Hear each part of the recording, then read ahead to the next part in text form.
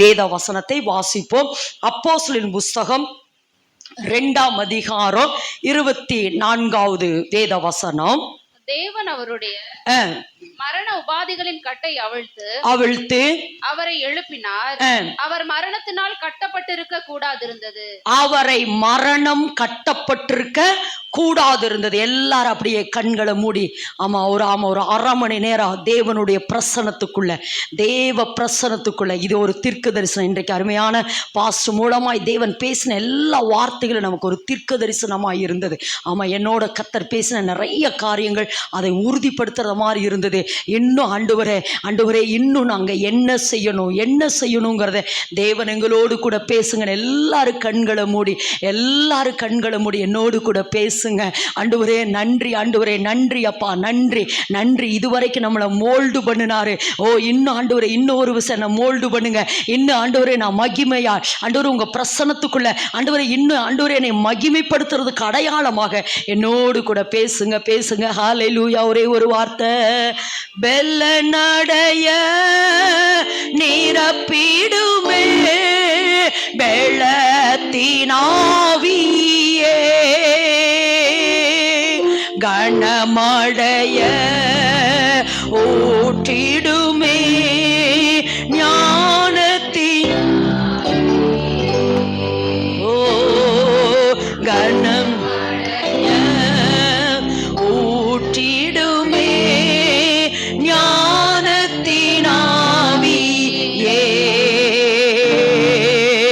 அசைவாடு ஆவியே தூய்மாயே ஆவியே, அசைவாடு ஆவியே தூய்மாயே ஆவியே, இடமசைய உள்ள நிரம்ப இறங்கி வாருமே.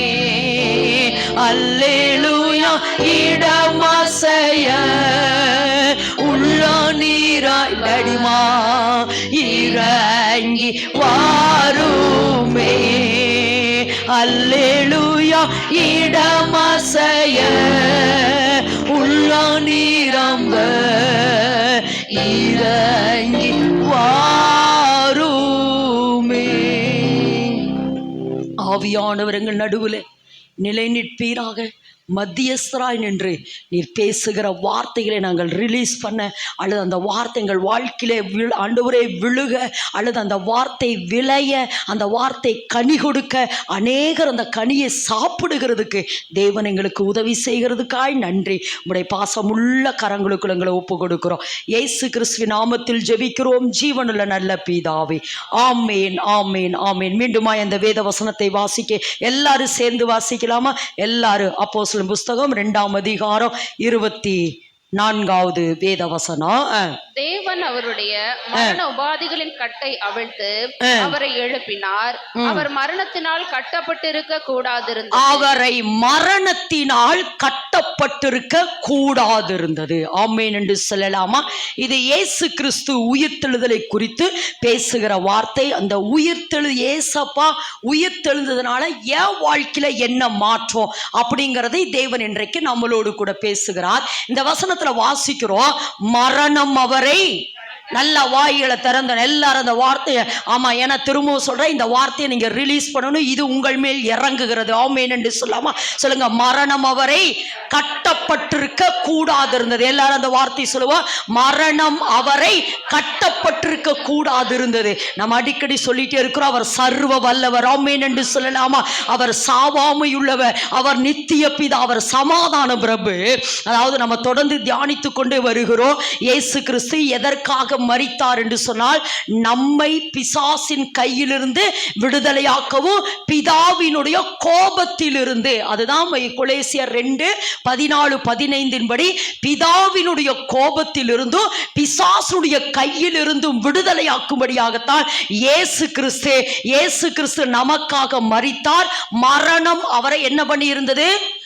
நல்லா சொல்லுங்க, மரணம் அவரை கட்டி இருந்தது. இன்னும் வாயை திறந்து சொல்லுவோம், மரணம் அவரை கட்டி இருந்தது. மரணம் அவரை கட்டி இருந்தது. ஆனா இந்த இடத்துல வாசிக்கிற பொழுது மரணம் அவரை கட்டப்பட்டிருக்க கூடாது இருந்தது. என் அன்பு சகோதரனே சகோதரியே, இந்த இடத்துல வாசிக்கிறோம், மரணம் அவரை கட்டி வைக்க முடியவில்லை. எல்லாரும் ஆமென் என்று சொல்லாம, மரணம் அவரை கட்டி வைக்க முடியல, அல்லது மரணம் அவரை பிடித்து வைக்க முடியவில்லை. மரண வியாதி அல்லது மரண வேதனை அவரை அடைத்து வைக்க முடியவில்லை. ஆமென் என்று சொல்லலாமா? ஏன்னா அவர் சர்வ வல்லவர். எல்லாரும் ஆமென் என்று சொல்லலாமா? அவர் சர்வ வல்லவர், அவர் சர்வாதிகாரி, அவர் சாவாமையுள்ளவர், அவர் நித்திய பிதாவா இருக்கிறபடினாலே மரணம் அவரை என்ன செய்யல? நல்ல வாய் திறந்து மரணம் அவரை அப்படின்னு சொல்றதை விட, மரணம் அவருக்குள் இருக்கிற வல்லமையை தடை செய்து வைக்க முடியவில்லை. நல்ல கரந்தட்டுங்க.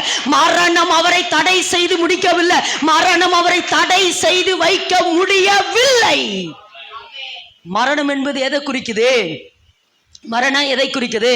சாத்தா. சொல்லுங்க, சாத்தா. எபிரேயரின் புத்தகம் 2ஆம் அதிகாரம் 14வது வேத வசனம் வாசிமா. ஆதலால் பிள்ளைகள் மாம்சத்தையும் இரத்தத்தையும் உடையவர்களாய் இருக்க அவரும் அவர்களைப் போல மாம்சத்தையும் இரத்தத்தையும் உடையவரானார். மரணத்துக்கு அதிகாரியாகிய மரணத்துக்கு அதிகாரியான பிசாசானவனை தமது மரணத்தினாலே அழிக்கும்படிக்கு ஜீவகாலமெல்லாம் மரண பயத்தினாலே அடிமைத்தனத்திற்குள்ளானவர்கள் யாவரையும் விடுதலை பண்ணும்படிக்கும் அப்படியானார். அப்ப சொல்லுங்க, மரணம் எதை குறிக்கிறது? சாத்தா. மரணம் எதை குறிக்கிறது? பிசாசு. சொல்லுங்க, மரணம் எதை குறிக்கிறது? பிசாசு. மரணம் எதை குறிக்கிறது? சாத்தான். அப்போ தேவாதி தேவனை அல்லது இயேசு கிறிஸ்துவை மரணம் அடைத்து வைக்க முடியவில்லை. ஏனெனில் அவர் வல்லமையுள்ளவர், அவர் வல்லமையுள்ளவர், அவர் வல்லமையுள்ளவராய் இருக்கிறபடினாலே மரணம் அவரை அடைத்து வைத்து இருக்க முடியவில்லை, அல்லது மரணம் அவரை தடை செய்ய முடியவில்லை. அவர் மேல வச்சிருக்கிற தேவ திட்டம், அவர் மேல வச்சிருக்கிற தேவன் வச்சிருக்கிற திட்டம், அது அவரை கொண்டு இந்த உலகத்தை ரட்சிக்க தேவன் எழுதியிருந்த திட்டங்களை இயேசு கிறிஸ்துவுக்குள் இருந்தபடினாலே சாத்தான் இயேசு கிறிஸ்துவை தடை செய்ய முடியவில்லை. நல்ல கரந்தட்டு வா, நல்ல கரந்தட்டு, நல்ல கரந்தட்டு, நல்ல கரந்தட்டுங்க. அப்ப இன்னைக்கு ஏசப்பா என்ன சொல்றாருன்னா, இயேசு கிறிஸ்துவை மரணம் கட்டி வைக்க முடியவில்லை, அல்லது தடை செய்ய முடியவில்லை, அல்லது அடைத்து வைக்க முடியவில்லை என்று சொன்னால், இயேசு கிறிஸ்துவுக்குள் நீங்களும் நானும் இருக்கிறபடினால உங்களை இனி தடை செய்ய முடியாது. நல்ல கரந்தட்டு வா, நல்ல கரந்தட்டு, இனி நல்ல கரந்தட்டு. இனி உங்களை சாத்தான் தடை செய்ய முடியாது, சாத்தான் கட்டி வைக்க முடியாது. தரித்திர நல்ல கரந்தட்டிட ரிலீஸ் பண்ணுங்க. சாத்தான் இனி உங்களை கட்டி வைக்க முடியாது. உங்க மேல பிசாசுடைய வல்லமை இனி உங்களுக்குள் கிரியை செய்ய முடியாது. தரித்திரம் உங்களை கட்டி வைக்க முடியாது, வியாதி உங்களை கட்டி வைக்க முடியாது, பிசாசுடைய போராட்டம் உங்களை தட்டி வைக்க முடியாது. உங்க குடும்பத்துக்குள்ள சத்துருவினுடைய வல்லமை இனி உங்களை கட்டி வைக்க முடியாது.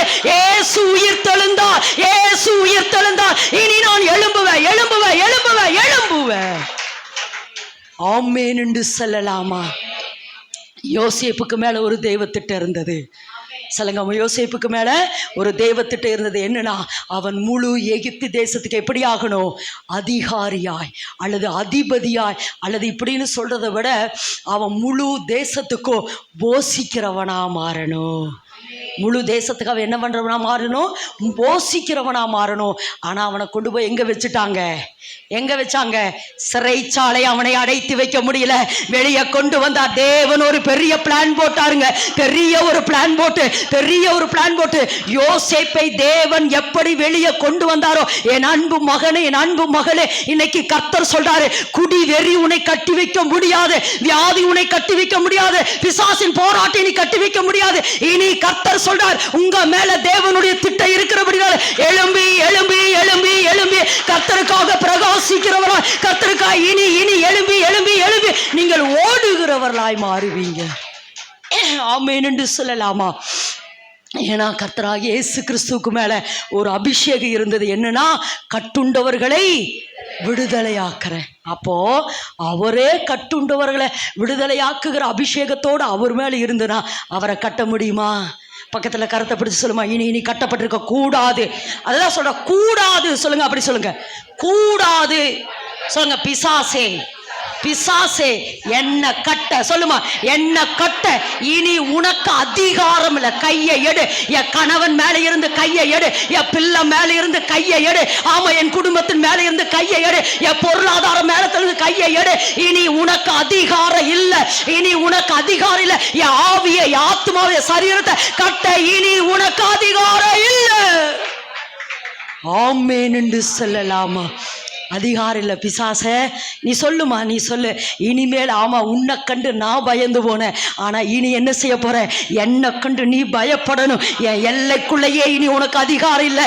என் வீட்டுக்குள்ள, என் கணவன் மேல, என் பிள்ளை மேல இனி உனக்கு அதிகாரம் இல்லை. கையை எடு, கையை எடு. பக்கத்துல கருத்தை பிடிங்கள சொல்லுங்களேன். கழுத கட்டக்கூடாதுன்னு நினைச்சு, நான் சொல்றது புரியுதாமா? கழுதையவே, கழுதையினுடைய கட்டை அவிழ்த்தவர். கட்டி இருந்த கழுதி என்ன செய்யுங்க, கூட்டிட்டு வாங்க. கட்டி இருந்த கழுதியை கூட்டிட்டு வாங்க, அல்லது கட்டி இருந்த கழுதியை எடுத்துட்டு வாங்க, நான் அதன் மேல் என்ன செய்யணும், ஏறணும்னு சொன்னவர். அந்த கழுதியின் கட்டை அவிழ்த்து அதை கூட்டிட்டு வாங்க. நான் சொல்றேமா, கழுதியினுடைய கட்டையே அவிழ்த்தத. முகத்தை பார்த்து சொல்லுமா, கழுத கட்டையே அவிழ்த்தவ உன் கட்டை அவிழ்க்க மாட்டாரா? ஆமா, உன் கட்டை அவிழ்க்க மாட்டாரா? இன்னைக்கு கர்த்தர் சொல்றாரு, கழுதையினுடைய கட்டை அவிழ்த்து அந்த கழுதியின் மேல் ஏறி ஏசப்பா பிரயோஜனப்படுத்தினார் என்றார். அந்த கழுதியை பிரயோஜனப்படுத்தினார் என்றார். உங்க கட்டை கர்த்தர் அவிழ்க்க போறார். நல்ல கரந்தட்டி ரேகா தாடா ராபாலா பாலா. ஆமா, கழுதியை விட நான் விசேஷமானவர், கழுதியை விட நான் விசேஷமானவர். தேவன் என்ன ரீகா தாடா ராபா லாபா தாடா ராகா தாடா ராபா லாபா. கழுதியை பார்க்கல நானு, இன்னொரு மனுஷனுடைய கட்டை அவிழ்த்தாரு. மார்க் எழுதின சுவிசேஷம் 5ஆம் அதிகாரம் 5ஆம் அதிகாரத்தை வாசிக்கிற பொழுது இங்க ஒரு மனுஷன், நான் வேகமா போறேன். ஆமா, இந்த மனுஷன் பேர் என்னது, லேகியோன். சொல்லுங்க, இந்த மனுஷன் பேர் என்னது, லேகியோன். அந்த வசந்த வாசிமா 5:1-2 வாசிங்க. வேகமா. அவர்கள் கடலுக்கு அக்கறையில் உள்ள கதிரேனனுடைய நாட்டில் வந்தார்கள். அவர் படவிலிருந்து இறங்கினவர் உடனே அசுத்த ஆவியுள்ள ஒரு மனுஷன் பிரேத கல்லறைகளில் இருந்து அவருக்கு எதிராக வந்தான். அவனுடைய குடியிருப்பு கல்லறைகளிலே இருந்தது. அவனை சங்கிலிகளினாலும் கட்ட ஒருவனாலும் கூடாதிருந்தது. அவன் அநேக தரம் விலங்குகளினாலும் சங்கிலிகளினாலும் கட்டப்பட்டிருந்தான். இந்த இடத்துல ஒரு ரகசியத்தை சொல்ற. அதாவது இவன் அநேக தரம் விலங்குகளினாலும் சங்கிலினாலும் என்ன பண்ணியிருந்தானா, கட்டப்பட்டுவனா இருந்தான். கட்டப்பட்டிருக்கிற இவனை விடுதலையாக்கிறதுக்கு ஏசப்பா இந்த ஒரு மனுஷன், இதை மட்டும் சொல்றேன், இந்த ஒரு மனுஷனை விடுதலையாக்கிறதுக்கு இக்கரையிலிருந்து அக்கறைக்கு வந்திருக்கிறாருமா. அதாவது இதுக்கு முன்னாடி நீங்க இதுக்கு முன்னாடி அந்த அதிகாரத்தினாவது அதிகாரம் 4ஆம் அதிகாரத்தை பார்த்தீங்கன்னா, இவனை விடுதலையாக்கத்தான் ஏசப்பா அக்கறையிலிருந்து வராரு. பலத்த காற்று, நீங்க வீட்டுல போய் வாசி பாருங்க, பலத்த காற்று, பலத்த கொந்தளிப்பு. ஆனா ஏன்னா அந்த பிசாசு அதை தடை செய்யுது. அதுக்காக சொல்றேன், பிசாசு அவனை தடை செய்யுது, ஏசப்பாவை தடை செய்யுது. ஆனா அதையும் தாண்டி ஏசப்பா என்ன செஞ்சாரா, இந்த மனுஷனை விடுதலையாக்கிறதுக்கு வந்தாரு. 21வது வேத வசனத்துல நீங்க வாசிங்க, வாசிமா 21.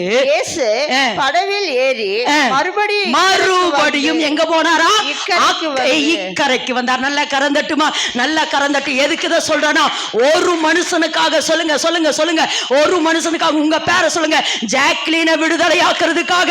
ஆமா, ஏசப்பா என்ன கிரைய வேணாலும் செய்ய அவர் ரெடியா இருக்கிறார். ஆமாமா, உன்னை விடுதலையாக்க எந்த கிரைய வேணாலும் செய்கிறதுக்கு இயேசு வல்லமையுள்ளவராய் இருக்கிறபடியினால நீ கட்டப்பட்டிருக்க கூடாதுமா. நீ கட்டப்பட்டிருந்தீனா அவர் மரித்தது வீணா இருக்கும். அவர் மரிச்சது எதுக்குமா? அடிக்கடி சொல்றேன், 5480 காய எதுக்கு? 600 போர்ச்சவர்கள் அடித்த அடி எதுக்கு? ரோமர்களுடைய முறைப்படி 40க்கு 39 அடி எதுக்கு? யூதருடைய முறைப்படி 80 அடி எதுக்கு? எதுக்குமா நான் சொல்கிறேன், நான் இந்த கொஞ்ச நாளாக நம்மளோட தேவன் பேசுகிற வார்த்தையை பற்றி சொல்கிறேன், அல்லது அந்த வார்த்தைகளை நான் அண்டர்ஸ்டாண்ட் பண்ணிக்கிட்டதை வச்சு சொல்கிறேன். இனி நான் சும்மா இருக்க மாட்டேன். எனக்காக நீங்கள் எவ்வளோ கிரயத்தை செஞ்சுருக்கீங்க ஆண்டவரே. இனி நான் சும்மா இருக்க மாட்டேன். இனி நான் சும்மா இருக்க மாட்டேன். இனி நான் என்ன செய்யணும்? இனி நான் என்ன செய்யணும்? இனி நான் என்ன செய்யணும் ஆண்டவரே? இனி நான் என்ன செய்யணும்? இனி நான் என்ன செய்யணும் ஆண்டவரே? இதுதான் என்னுடைய கேள்வி ஆண்டவரே. இந்த நாட்களில் நீங்கள் எங்களோடு பேசின இந்த சத்தியத்தை கேட்டுட்டு எவ்வளவு கிரயம் ரத்தம் ஆண்டவரே எங்களுக்காக சிந்தப்பட்டிருக்கிறது. இனி ஜனங்களை மீட்டெடுக்கிறதை தவிர எங்களுக்கு வேற வேலையே இல்லை ஆண்டவரே. ஆமேன் என்று சொல்லலாமா? ஆமாம், அதுதான் சொல்கிறேன். இந்த அறிவு இதுவரைக்கும் ஜாக்லினுக்கு இல்லாமல் இருந்திருக்கலாம், ஒருவேளை உங்களுக்கு இல்லாமல் இருக்கலாம். ஆனால் இன்னைக்கு கர்த்தர் சொல்கிறாரு, இல்லை, இனி நான் கட்டப்பட்டிருக்க, நானும் கட்டப்பட்டிருக்க கூடாது. என்னை சுற்றி இருக்கிற ஜனங்களை கட்டப்பட்டிருக்க கூடாது. ஆமாம் ஆமாம், பவுலும் சீலாவும் கர்த்தரை பாடி துதித்த பொழுது சுற்றிலும் இருந்த எல்லாருடைய கட்டுகளை அவிழ்ந்தது. அந்த பிரசனம் எல்லாருடைய கட்டுகளை அவிழ்க்கும் என்று சொன்னாள். நான் எடுக்கிற பிரயாசம் இனி ஜனங்களை மீட்டெடுக்கணும். எல்லாரும் ஆமேன் என்று சொல்லலாமா? எல்லாரும் ஆமேன் என்று சொல்லாமா? திரும்பவும் சொல்கிறேன், ஒரு மனுஷனுக்காக சொல்லுங்க, ஒரு மனுஷனுக்காக இக்கரையிலிருந்து அக்கறைக்கு வந்து அந்த மனுஷனை கர்த்தர் விடுதலையாக்குவார் என்றார். ஆமாம், இன்னைக்கு கர்த்தர், ஆமாம், நம்ம இன்றைக்கு ஆவியானவர் நம்மளோடு கூட பேசினது போல அருமையான தாசன் அந்த பகுதி மெட்ராஸ்லேருந்து ஒருவேளை கோயமுத்தூர் வந்து இந்த வார்த்தைகளை பேசியிருக்கிறார் என்றார். இதற்கு ஒரு பெரிய முகாந்தரம் இருக்குது. இதுக்கு ஒரு பெரிய முகாந்தரத்தை கர்த்தர் வச்சிருக்கிறார். இனி சுவிசேஷம் எங்கும் அறிவிக்கப்பட. ஆமேன் என்று சொல்லலாமா? ஆமேன் என்று சொல்லலாமா? அப்ப இன்னைக்கு கர்த்தர் என்ன சொல்றானா, என் அன்பு சகோதரனே, என் அன்பு சகோதரியே, இன்னை கட்டப்பட்டிருக்க கூடாது. இன்றைக்கு கர்த்தர் உங்களுக்கு கொடுக்கிற வார்த்தை என்னது? நல்லா சொல்லுங்க, நீங்க என்ன வார்த்தை சொல்றாரு உங்களுக்கு? சொல்லுங்க, நான் இனி கட்டப்பட்டிருக்க கூடாது. அதாவது கட்டப்பட்டிருக்க கூடாதுங்கிறத விட, இல்லை கட்டப்பட்டிருக்க கூடாது அப்படிங்கிறத விட, இது என் வாழ்க்கையில் வரவே கூடாது. ஏன்னா இயேசு எனக்காக என்ன பண்ணிட்டாரு? கிரயம் செய்திருக்கிறார், என்னை மீட்டுட்டாரு. பிசாசே, என் மேலே இனி உனக்கு என்ன இல்லை? நல்லா சொல்லுங்க, என்ன இல்லை? திரும்ப சொல்லுங்க, என்ன இல்லை? அதிகாரம் இல்லை. என்னை மீட்டெடுக்கிறதுக்குண்டான எல்லா கிரயத்தையும், ஒரு சொட்டு ரத்தத்தையும் கூட அவர் தனக்கென்று வைத்து கொள்ளாம எல்லாவற்றையும் இந்த பூமியில சிந்தி என்னை மீட்டுட்டாரு. சொல்லுங்க, என்னை மீட்டுட்டாரு. இனி நான் உனக்கு அடிமை இல்லை பிசாசே. சொல்லுங்க, இனி உனக்கு அடிமை நானும் இல்லை. சொல்லுங்க, என் கணவன் இல்லை. சொல்லுமா, அவர் எனது ரத்த சம்பந்தமான புருஷ. பிசாசு, கையை எடு. அவர் எனது ரத்த சம்பந்தமான புருஷ. ஆமா, இது என்னுடைய கர்ப்ப பிறப்பு. இந்த பிறப்புக்கு மேல உனக்கு எந்த அதிகாரமும் இல்லை. திரும்ப சொல்றேன், நான் உங்க வீட்டுக்கு வந்துட்டா சும்மா பார்த்துட்டு சும்மா இருக்கக்கூடாது, துரத்தணும். ஆமேன் என்று சொல்லலாமா? ஆமா, பிசாசே, இனி ஆமா, எங்கிட்ட உன்னுடைய வேலை செல்லாது. நான் அடிக்கடி சொல்லுவேன், நான் யார் என்பதையும், நான் ஆராதிக்கிற தேவன் யாரையும் என்பதையும் நான் தெரிந்து கொள்வேனா? ஆமாம், இந்த உலகத்தில் நான் ஒரு ஜெயமுள்ள வாழ்க்கை வாழ முடியும். ஆமேன் என்று சொல்லலாமா? ஆமேன் என்று சொல்லாமா? சரி, இதுதான் தேவன் இன்றைக்கு நம்மளோடு கூட பேசுகிற வார்த்தை. இதுக்குள்ளே இருந்து ஒரு ஆழமான ஒரு காரியம். ஆனால் உண்மையை சொல்கிறேன், எனக்கு என்னென்னா, பாஸ்ட்டு தான் பிரசங்கம் பண்ணுவாங்க, பிரசங்கம் சாட்சியோடு வரும், நம்ம கொஞ்சம் ரெஸ்ட் எடுக்கலான்னு நான் நினைக்கல, டைமு கொடுத்துருவோம் அப்படின்னு நினச்சேன். ஆனால் என்கிட்ட கர்த்தர் இதை ரொம்ப சொல்லணும்னு சொன்னனால ஒரு ஆழமான ஒரு பகுதியை, ஏன்னா எப்போவுமே நம்மகிட்ட கொஞ்சம் ஒரு ஆழத்தை தானே கற்றுக் கொடுக்குறார், ஒரு ஆழமான ஒரு காரியத்தை கர்த்தர் இன்றைக்கு நமக்கு கற்றுக் கொடுக்குறார். அதை மாத்திரம் தியானித்து நம்ம ஜெபிக்க போகிற கொடுக்கப்பட்ட நேரத்துக்குள்ளே. ஓ எஸ், நன்றி ஆண்டவரே. வேதத்திலிருந்து வாசிப்பா. இப்போ யார் கட்டப்பட்டிருந்தா? கழுதை கட்டப்பட்டிருந்துச்சு, கர்த்தர் விடுதலையாக்கினார். அடுத்து லேகியனை கர்த்தர் விடுதலையாக்கினார், யோசேப்பை விடுதலையாக்கினார். இன்னொரு மனுஷன் வேதத்தில் வாசிப்போம். அப்போஸ்தலரின் புஸ்தகம் 12ஆம் அதிகாரம் முதல் 2 வேத வசனத்தை வாசிங்கம்மா. அக்காலத்திலே ஏரோது ராஜா சபையிலே சிலரை துன்பப்படுத்த தொடங்கி யோவானுடைய சகோதரனாகிய யாக்கோபை பட்டயத்தினாலே கொலை செய்தான். அடுத்து வாசிங்கம்மா, வாசிங்க. அது யூதருக்கு பிரியமாய் இருக்கிறது என்று அவன் கண்டு பேதுருவையும் பிடிக்க தொடர்ந்தான். அப்பொழுது புளிப்பில்லாத அப்ப பண்டிகை நாட்களாய் இருந்தது. அவனை பிடித்து சிறைச்சாலையில வைத்து பஸ்கா பண்டிகைக்கு பின்பு ஜனங்களுக்கு முன்பாக அவனை வெளியே கொண்டு வரலாம் என்று எண்ணி அவனை காக்கும்படி வகுப்புக்கு 4 போர் சேவகராக ஏற்படுத்திய போது இந்த இடத்துல வாசிக்கிறோம். பேதுரு யாரை குறிச்சு வாசிக்கிறோம்? பேதுரு. நல்லா சொல்லுங்க, யாரை குறித்து வாசிக்கிறோம்? பேதுருவை என்ன செஞ்சாங்க? இப்ப சிறைச்சாலையில வைக்கிறார்கள். எங்க வச்சிருக்கிறாங்க? அதாவது கடந்த நாட்களிலே சொன்ன யாக்கோபை கொலை செய்தது யூதருக்கு எப்படி இருந்தது, இது குறித்து ஒரு மெசேஜ் சொல்லியிருந்தார் ஆண்டவர் நம்மளோட. ஆமா, யாக்கோபுகே என்ன செஞ்சது? கொலை செய்தது யூதருக்கு பிரியமாக இருந்தது என்று யாரையும் பிடிக்க தொடங்கினாங்க. பேதுருவை இப்போ பிடிச்சிட்டாங்க. பேதுருவை பிடிச்சி இப்போ கொண்டு போய் எங்கே வச்சுட்டாங்க? சிறைச்சாலைக்குள் வச்சுட்டாங்க. எங்கே வச்சுட்டாங்க? திரும்ப சொல்லுங்க, எங்கே வச்சுட்டாங்க? சிறைச்சாலைக்குள்ள வச்சுட்டாங்க. அப்படி வைத்த பொழுது இப்ப என்னன்னா, தூதன் உள்ள போறாரு. அந்த வசந்த வாசிமா, விழாவிலே தட்டி. எத்தனாவது வேத வசனம் வாசிங்க? இப்ப சிறைச்சாலைக்குள்ள பேதுரு இருக்கிறாரு. வாசிங்க, 7வது வசனம் வாசிங்கம்மா. அப்பொழுது கர்த்தருடைய தூதன் அங்கே வந்து நின்றான். அறையிலே வெளிச்சம் பிரகாசித்தது.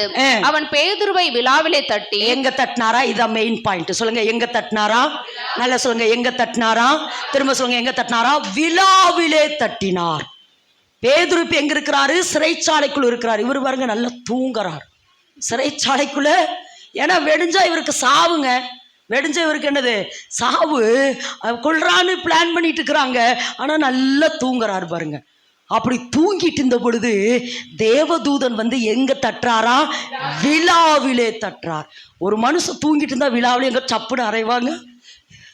ஒரு மனுஷன் தூங்கிட்டு இருந்தாருன்னா எங்கே தட்டி எழுப்புவாங்க? இப்போ நான் என் வீட்டில் ஒரு சில ஏன்னா நான் சொல்லுவேன், அந்த பிரெயின் டேப்லெட்டெல்லாம் போட்டுட்டு அப்படியே கொஞ்சம் தூங்குனேன்னா யாரும் என்னை டிஸ்டர்ப் பண்ண மாட்டாங்க. கர்த்தருடைய பெரிதான கிருபையில என் கணவனாட்டு பிள்ளைகளாட்டு தூங்கிட்டுவாங்க. நல்ல கதவை லாக் பண்ணிடுவாங்க. அப்படியே பிரதர் வந்து ஏதாவது உனக்கு டீ வேணுமான்னு கேட்கணும், மெதுவாக தான் எழுப்பணும். என்னோட இது இப்படி தான் எழுப்பணும். இப்படியெல்லாம் எழுப்புனாங்கன்னா அவ்வளோதான், அதனால என்னோட தலைவலி வந்துடும் எனக்கு. அதனால் மெதுவாக தான் இப்படி வந்து டீ வேணுமா அப்படின்னு பிள்ளையாட்டு கணவனாட்டு மெதுவாக வந்து என்ன செய்வாங்கன்னா இப்படி எழுப்பாங்க. இவரை போய் விழாவில் போய் தட்டினா எப்படி இருந்திருக்கும்? எங்கே தட்டினாங்களாமா? விழாவில் போய் தட்டினா உயிரே போயிருக்கிற மாதிரி இருந்திருக்கும். ஆனால் அந்த இடத்துல வாசிக்கிறது ஒரு ஆழமான சத்தியம். எங்கே தட்டினாங்களாமா? திரும்ப சொல்லுங்க, திரும்ப சொல்லுங்க, எங்கே தட்டினாங்களாமா? விழாவிலே தட்டினார்கள். இதை பண்ணணும்னா ஆதியாமத்துக்கு வந்துடணும். ஆதாமை தேவன் என்ன செஞ்சாரு? மண்ணினாலே உண்டாக்கி என்ன செஞ்சாரு? அவனுக்குள்ள ஜீவ சுவாசத்தை உண்டு பண்ணினாரு. ஏவாளை இதுல உண்டாக்குனாரு? விழா எலும்பை எடுத்து. எதுல உண்டாக்குனாரு? விழா எலும்பை எடுத்து என்ன செஞ்சாரு? ஏவாளை உண்டு பண்ணினாரு. அப்போ விழா எலும்பு என்பது எதை குறிக்குது? இல்லை ஒன்றா சொல்கிறேன், நான் எல்லாம் விலைனா வரேன். விழா எழும்புது. இப்போ நாங்கள் ஒரு சில வீடுகளில் ஜெபிப்போம். இந்த அதாவது திருமணமாகாத ஆண் பிள்ளைகளுக்கு ஜெபிப்போம். ஆண்டவரே, இந்த சகோதரனுடைய விழா எலும்பு எங்கே இருக்கோ அங்கே கூட்டிகிட்டு வாங்கன்னு சொல்லுவோம். ஆமாம், ஏற்ற துணை. ஆமாம். அப்போ விழா எலும்பு என்பது மனைவி. முதல்ல சொல்லுங்க. அதனால தான் அந்த நான் உங்களுக்கு எல்லாத்துக்கும் இதுவரைக்கும் சொல்லி கொடுத்தது, விழாவில் வடிகிற அந்த ரத்தம் குடும்பத்துக்காக சிந்தப்பட்ட ரத்தம். அந்த ரத்தத்தை எடுத்து நம்ம கணவன்மார்கள் மேலே மனைவி மேலே ஜெபிக்கிற பொழுது அது என்ன ஆகும்? அந்த ரத்தத்தினுடைய வல்லமை அன்பை கொண்டு வரும். இது வரைக்கும் நான் உங்களுக்கு டீச் பண்ணியிருக்குது. இப்போ சொல்லுங்க, விழா எலும்பு என்பது எதை குறிக்கிறது? மனைவி. சொல்லுங்க, மனைவி. ஆமா, விழா என்பது எதை குறிக்கிறது? மனைவி. மனைவி என்பவள் மணவாட்டி. சொல்லுங்க, மனைவி என்பவள் மணவாட்டி. அந்த மணவாட்டி என்பதுதான் சபை. சொல்லுங்க சொல்லுங்க. ஆமா, விழா என்பது எதை குறிக்கிறது? மனைவி, மணவாட்டி. அந்த மணவாட்டி தான் சபையை குறிக்கிறது. ஆமேன் என்று சொல்லாமா? அப்போ இந்த பேதுருகிட்ட வந்து என்ன செய்றாங்க? எதை தட்டி எழுப்புறாங்க? விழாவை தட்டி எழுப்புறாங்க. ஏங்க இவங்க விழாவை தட்டி எழுப்பணும்? ஏன்னா வாசிங்க பார்க்கலாம். மத்தேயு எழுதின சுவிசேஷம் 16ஆம் அதிகாரம், வேகமா 19வது வேத வசனம். பரலோக ராஜ்யத்தில் அதுக்கு முன்னா வேதவசனம் வாசிங்க சிஸ்டர், 18 இருந்தே வாசித்துருங்க. மேலும் நான் உனக்கு சொல்லுகிறேன், நீ பேதுருவாய் இருக்கிறாய், இந்த கல்லின் மேல் என் சபையை கட்டுகிறேன், பாதாளத்தின் வாசல் மேற்கொள்ளாது. பரலோக ராஜ்யத்தின் திறவுகோள்களை நான் உனக்கு பரலோக ராஜ்யத்தினுடைய திறவுகோள்களை நான் உனக்கு தரேன். பூலோகத்திலே நீ கட்டுகிறது எதுவோ அது பரலோகத்திலும் கட்டப்பட்டு இருக்கும். பூலோகத்திலே நீ கட்டவிழ்ப்பது எதுவோ அது பரலோகத்திலும் கட்டவிழ்க்கப்பட்டிருக்கு. இந்த இடத்துல வாசிக்கிறோம், பேதுருட்ட சொல்றாரு, இந்த கல்லின் மேல் எதை கட்டுறேன் நானு? சபையை கட்டுற. ஒண்ணு. ரெண்டாவது, இவன் கையில கர்த்தர் எதை கொடுத்திருக்கிறாராமா? பரலோக ராஜ்யத்தினுடைய, நல்லா சொல்லுங்க, பரலோக ராஜ்யத்தினுடைய திறவுகோள். பரலோக ராஜ்யத்தினுடைய திறவுகோளை கொடுத்திருக்கிற ஒண்ணு. ரெண்டாவது, நீ எதை கட்டுகிறாயோ அது கட்டப்படும், எதை கட்டவிழ்க்கிறாய் அதை கட்டவிழ்க்கப்படும் என்கிறதான அதிகாரத்தை நான் உனக்கு கொடுத்திருக்கிறேன். அப்போ பரலோக ராஜ்யத்தினுடைய திறவுகோளையும் வாங்கி வச்சிருக்கிற, அதிகாரங்களையும் வாங்கிட்டு நீ என்ன பண்ணிட்டு இருப்ப? ஆமா, தூங்கிட்டு இருக்கிறையே. உன் கையில நான் உன்னை நம்பி எதை கொடுத்தேன்? திறவுகோலை கொடுத்தேன், அதிகாரத்தை கொடுத்தேன். இப்படி வாங்கிட்டு சிறைச்சாலையில வந்து நீ கட்டப்பட்டிருக்கிற நிலையில, நீ தூங்கி கொண்டிருக்கிற நிலையில உன்னை உற்றுவனா? பேதுரு, எந்திரி. பரலோக ராஜ்யத்துடைய திறவுகோலை வாங்கி கொண்டிருக்கிற நீ இனி சிறைச்சாலைக்குள் இருக்க கூடாது. நல்லா கரந்தட்டி. பரலோக ராஜ்யத்துடைய திறவுகோலை வாங்கி இருக்கிற, அதிகாரத்தை வாங்கி இருக்கிற, சபையை கட்டுகிறதானால் அந்த சபையை எழுப்புகிற அந்த அபிஷேகத்தை நீ வாங்கிட்டு இப்படி நீ சிறைக்குள்ள இருக்கலாமா? இருக்கக்கூடாது. இந்த சபையை கர்த்தர் எதுக்கு தெரியுமா சொல்றாரு? இந்த ராஜ்யத்தை, தேவனுடைய ராஜ்யத்தை இந்த பூமியில எக்ஸ்டாப்ளஷன் பண்றதான அதிகாரத்தை நல்லா கரந்தட்டுமா ரிலீஸ் பண்ணு, ரிசீவ் பண்ணு. ஆமா, நீ சாதாரணமானவள் அல்ல மகளே, சாதாரணமானவள் அல்ல. தேவ ராஜ்யத்தை இந்த பூமியில எக்ஸ்டாப்ளஷன் பண்றதுக்கு கர்த்தரே தெய்வம் என்று நிரூபிக்கிற பெரிய பெரிய பெரிய பெரிய அதிகாரத்தையும் கொடுத்திருக்கிற, உங்க கையில திறவுகோலை கொடுத்திருக்கிற, கட்டுகிற அதிகாரம், ஆமா, நாட்டுகிற அதிகாரம், பிடுங்குகிற அதிகாரம். பார், பிடுங்கவும் கட்டவும் இடிக்கவும் நாட்டவும் ஜாதிகளுக்கு மேல ராஜ்யங்களுக்கு மேலோ உனக்கு நான் உன்னை அதிகாரப்படுத்திட்டு இருக்கிற. நீ சரப்பட்டு கிடக்கலாமா? நீ சொல்ல இல்ல ஆண்டவரே, இல்ல இனி நான் சிறையிருப்புக்குள்ள இருக்க மாட்டேன். சொல்லுமா, தரித்திரத்துக்குள்ள நான் இருக்க மாட்டேன், வியாதிக்குள்ள நான் இருக்க மாட்டேன், வருத்தத்துக்குள்ள நான் இருக்க மாட்டேன். இனி நான் இருக்க கூடாது. இனி இருக்க நான் என்ன செய்யக்கூடாது? கூடாது. இன்னொன்னு சொல்லிட்டான். ஏசப்பாவை எல்லாவற்றிலும் அடிச்சு கடைசியில் எங்க குத்துனாங்க? விழாவில். வாசிங்க அந்த யோவான் எழுதின சுவிசேஷம் 19:34.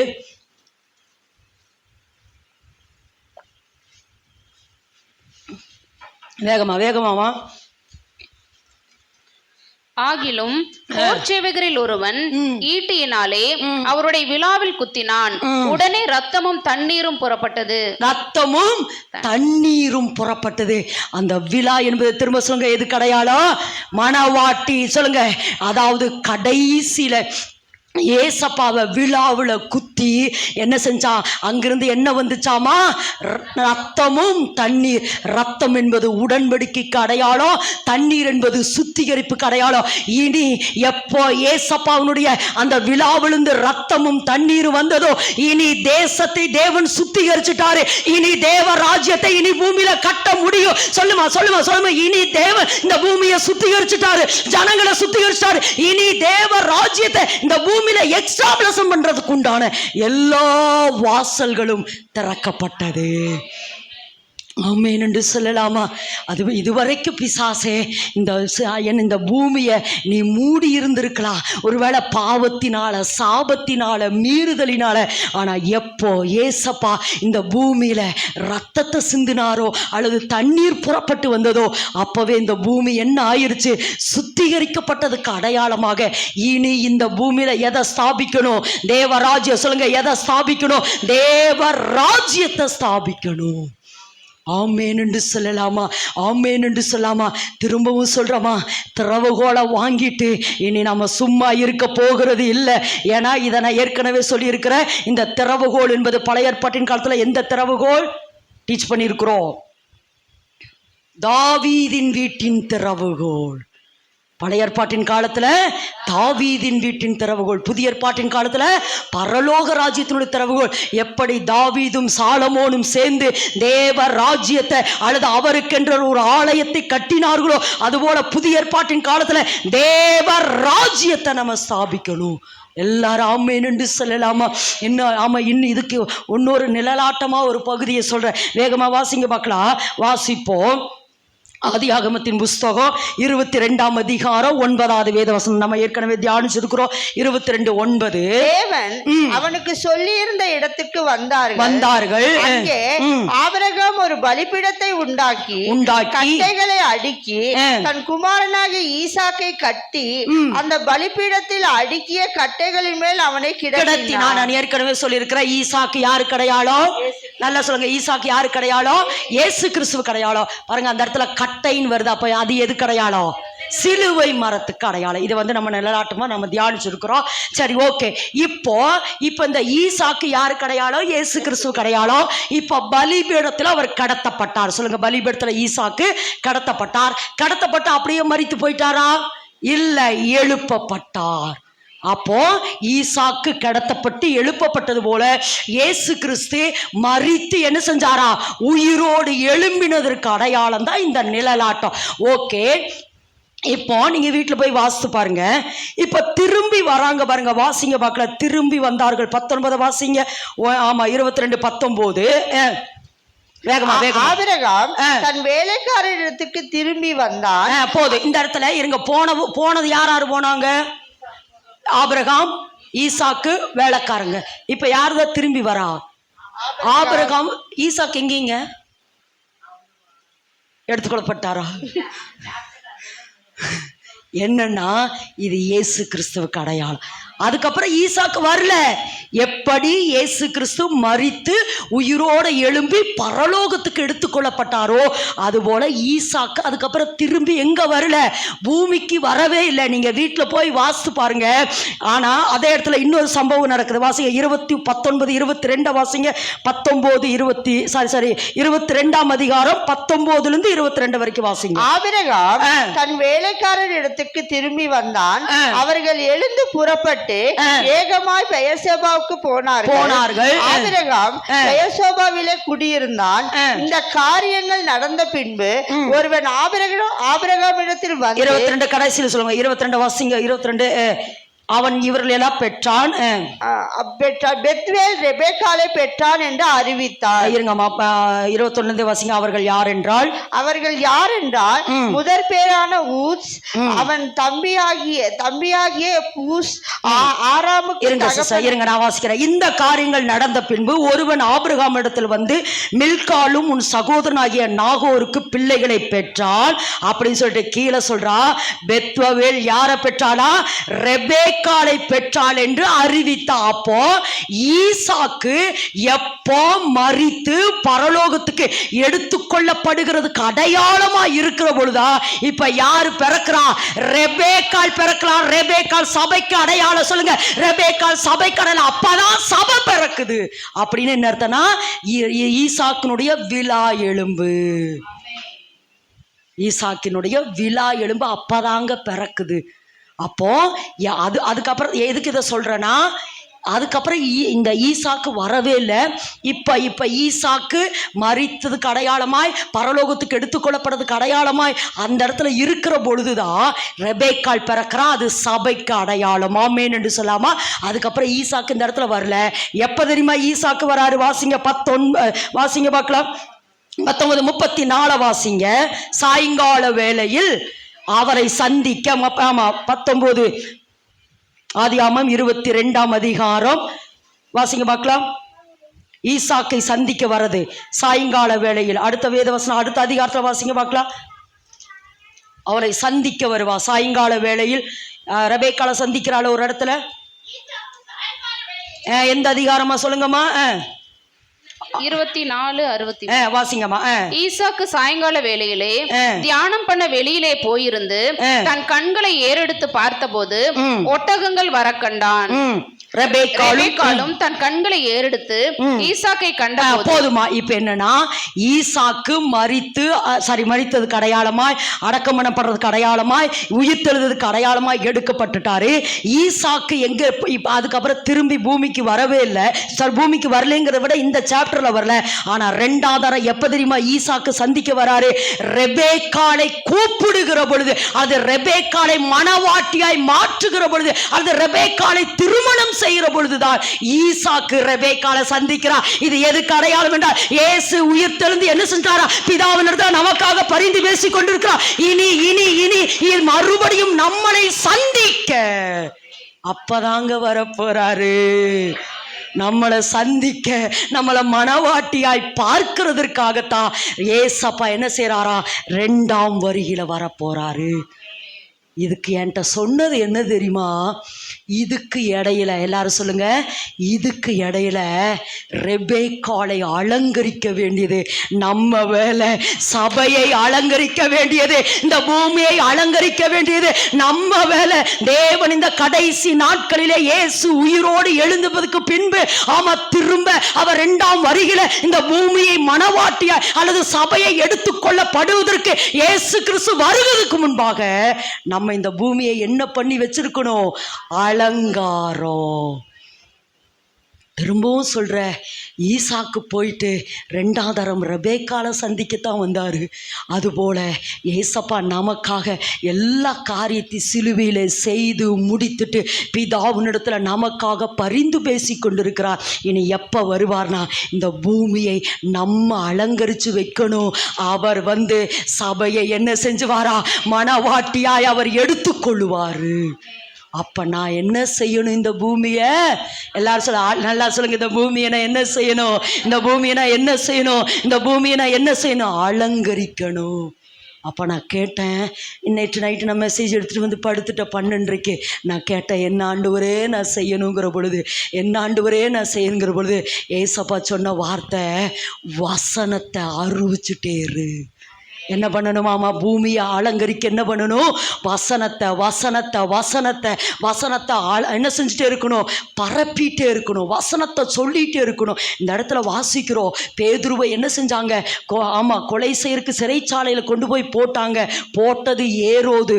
அந்த அதிகாரம் முடிகிற பொழுது ஏரோது செத்தான். என்ன வசனம் வளர்ந்தது. வசனம் என்ன செஞ்சுச்சு? வளர்ந்தது. அப்ப இன்னைக்கு கர்த்தர் என்ன சொல்றாருன்னா, இந்த தேசத்தை நான் என்ன செய்யணும்?